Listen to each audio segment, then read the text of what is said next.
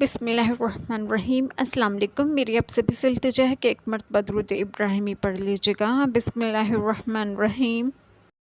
اللہم صلی علی محمد وعلی آل محمد کما صلیت علی ابراہیم وعلی آل ابراہیم انک حمید مجید۔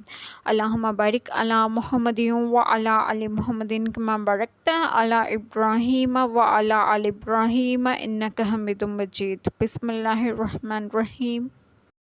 شیطان تمہیں اندیشہ دلاتا ہے محتاجی کا اور حکم دیتا ہے بے حیائی کا، اور اللہ تم سے وعدہ فرماتا ہے بخشش اور فضل کا، اور اللہ وسعت والا، علم والا ہے۔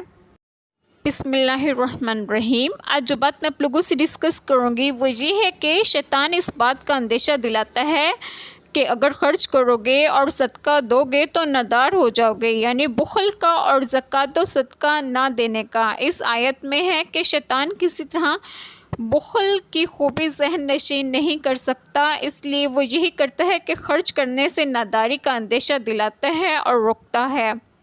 آج کل جو لوگ خیرات کو روکنے پر ڈٹے ہوئے ہیں وہ بھی اس ہیلے سے کام لیتے ہیں، یعنی صدقہ نہ دینے اور خرچ کرنے پر۔ اس لیے تم اللہ تعالیٰ سے اس کی بخشش اور اس کا فضل مانگتے رہو، بے شک اللہ وسعت والا اور علم والا ہے۔ اللہ تعالیٰ ہم سب کے تمام گناہوں کو معاف فرمائے اور ہمیں صراط مستقیم کی راہ پر گامزن کریں، اور آپ سب کو آپ کے گھروں میں خوش و خرم رکھیں اور صحت و تندرستگی بھی دیں۔ آمین۔ جزاک اللہ خیر۔